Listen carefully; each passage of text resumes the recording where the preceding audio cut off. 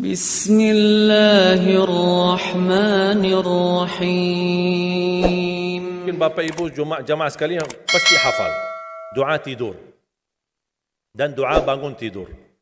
Doa tidur bismikallahumma amutu wa ahya. Ada banyak berbagai macam riwayat, tapi singkatannya bismikallahumma amutu wa ahya. Kemudian doa bangun tidur alhamdulillah alladzi ahyana ba'da ma amatana wa ilaihin nusyur. Yang membuat saya penasaran, kenapa di judul doa namanya doa bangun tidur, doa tidur, tapi di dalam doa tidak ada istilah bangun tidur. Justru yang ada hidup dan mati.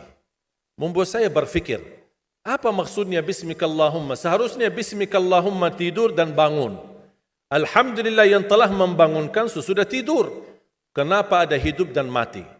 Ingin saya mencari tahu, sambil saya menemukan sebuah hadis yang sahih.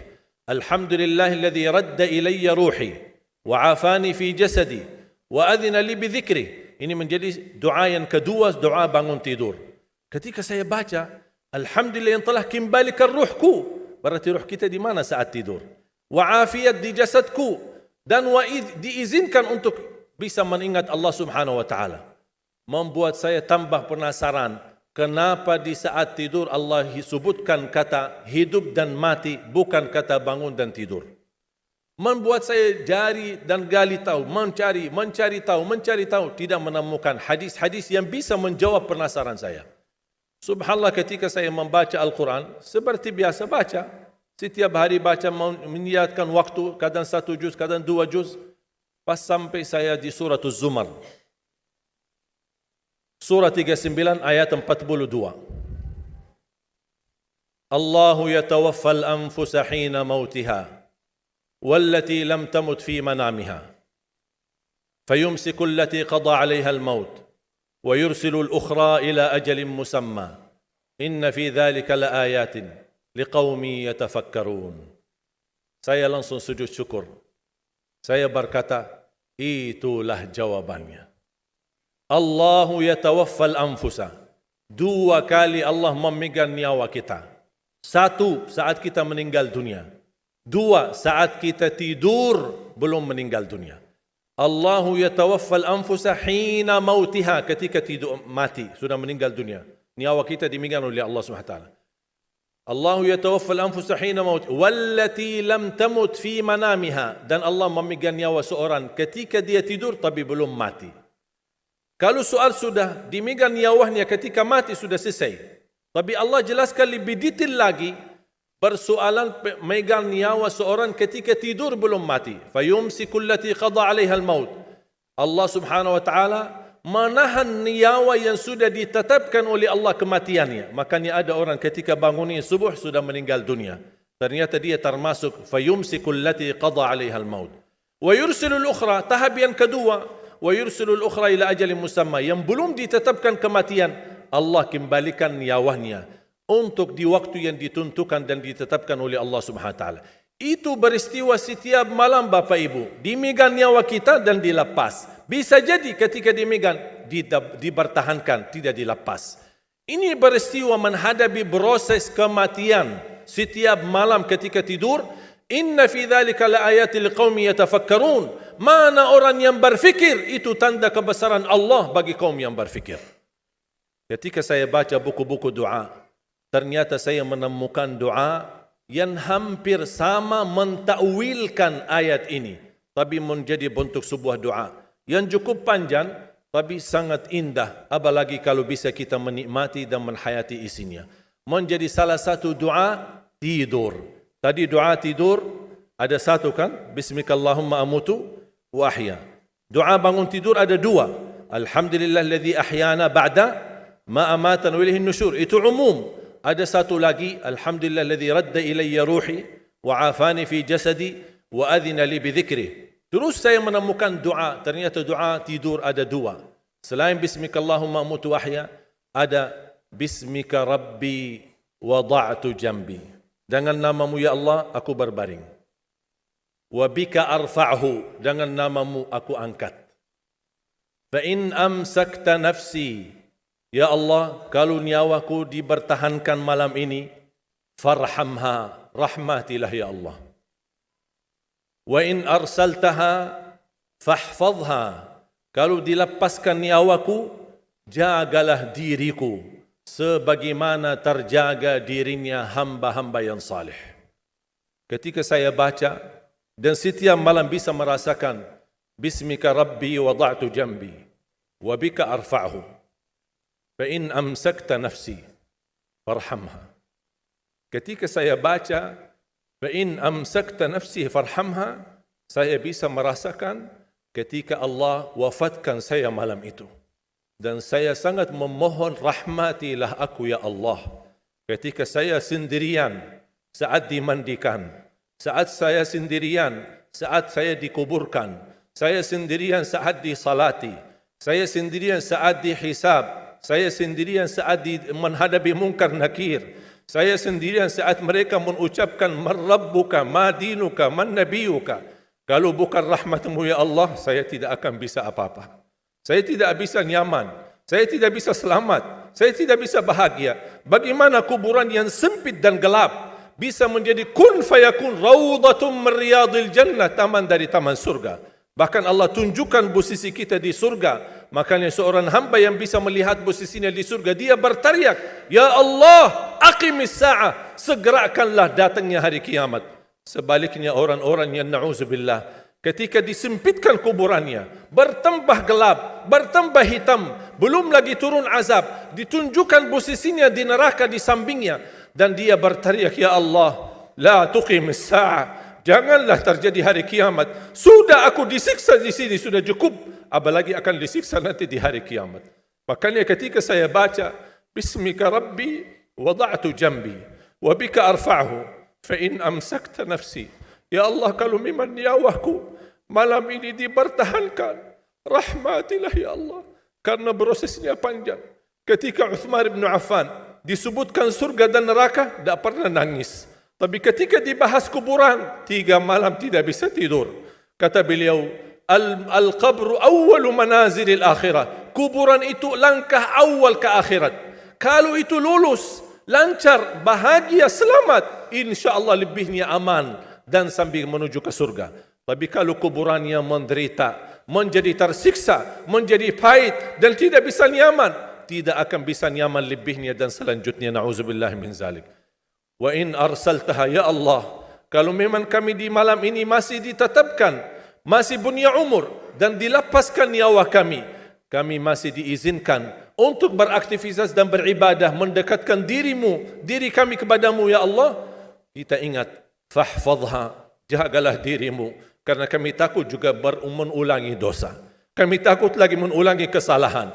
Kami takut menjadi orang yang suka selalu masbuk atau ketiduran dari salat. Kami suka terlalu banyak kelemahan dan kebodohan kami. Kami tidak mau ya Allah. Jagalah diri kami sebagaimana terjaga dirinya hamba-hamba yang salih. Wallahi jamaah sekalian, saya usulkan kalau bisa hafal doa ini, karena sangat indah, hayati maknanya, dalami isinya, agar kita tidur dan kita merasakan tergantung diri kita dengan rahmat Allah Subhanahu wa taala. Kalau memang mati malam itu, kita insya Allah dirahmati Allah. Kalau kita masih punya umur, mudah-mudahan kita terjaga untuk bisa menjadi sebagaimana hamba-hamba yang salih. Jamaah sekalian, kematian itu jauh lebih dekat daripada titik nafas kita setiap hari. Bahagialah seorang yang bisa sisahkan amalannya, yang bisa membuka buku amalannya walaupun dia mati, tapi terus disalurkan pahala. Sedekah jariahnya tidak terputus. Sepengalaman saya, dan saya belajar, tidak pernah saya menemukan amalan sehebat untuk mendukung dan mewakaf Al-Quran. Al-Quran untuk dibelajari, Al-Quran untuk dihafal. Saya memiliki harapan yang sangat tinggi. Insya Allah Indonesia, sepanjang apapun kegelapan, kezaliman, sepanjang apapun kehilangan keadilan, insya Allah akan datang satu saat terbitnya matahari adil. Dan insya Allah Indonesia akan menjadi negara Al-Quran. Saya bisa meyakinkan gitu, karena saya telah merasakan bagaimana di Turki.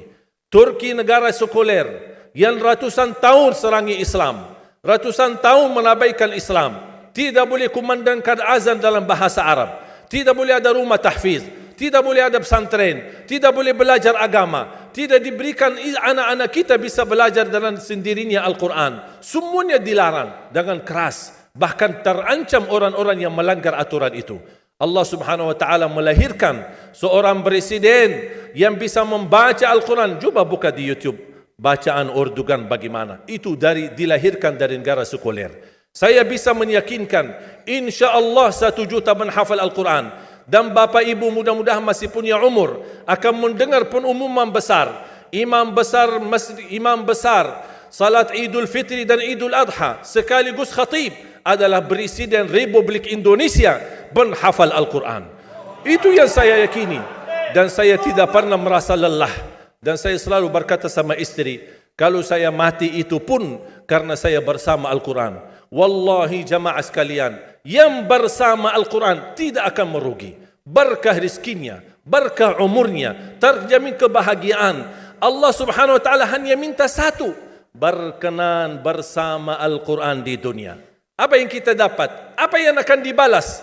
Akan Al-Quran temani kita di dunia, akan temani kita saat sakratul maut, akan temani kita di kuburan membela kita, akan menemani kita saat kita dibangkit oleh Allah, akan menemani kita saat hisab, akan menemani kita saat berjalan di atas sirat yang sangat tipis dan panjang, bahkan tajam jalanannya. Begitu sampai ke surga, apakah Al-Quran melepas? Tidak akan melepas.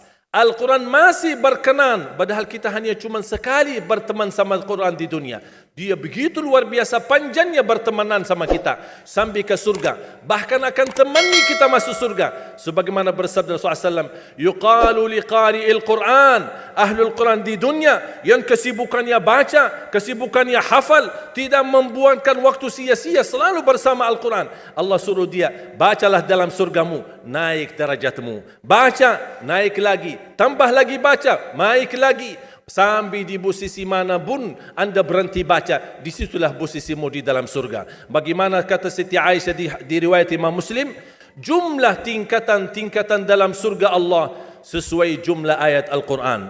Oleh karena itu tidak ada yang lebih tinggi di dalam surga Allah daripada Ahlul Quran. Cukuplah bahagia Ahlul Quran ketika di hari kiamat dipanggil. Semua manusia dibangkitkan oleh Allah. Malaikat memberikan pengumuman, mana Ahlul Quran? Berdiri, rapat, berdekatan. Mereka maju. Mau bawa kami ke mana? Kalian terpilih menjadi orang yang terdekat sama Allah. Karena Ahlul Quran adalah keluarga Allah Subhanahu wa taala. Bukan hanya kita sendiri yang mendapatkan anugerahnya dan manfaatnya. Semua keluarga kita, termasuk orang tua kita dan orang yang ada di sekitar kita. Makanya jemaah sekalian, kalau anda gagal penghafal Al-Quran, anakmu pun gagal penghafal Al-Quran, jangan sisahkan walaupun saham menjadi saksi baik di hadapan Allah. Ya Allah, saya belum hafal, anakku gagal penghafal Quran, tapi insya Allah hartaku, usahaku, pikiranku, tenagaku bisa terus memperjuangkan Al-Quran. Apa saja, ya Allah, insya Allah menjadi saksi baik. Dan nanti di hari kiamat, insya Allah kita bersama Ahlul Quran mendapatkan syafaatnya Al-Quran di hari kiamat. Kita sangat membutuhkan ayat-ayat yang dikumandangkan ketika meninggal dunia. Insya Allah setiap satu huruf akan disalurkan 10 kebaikan.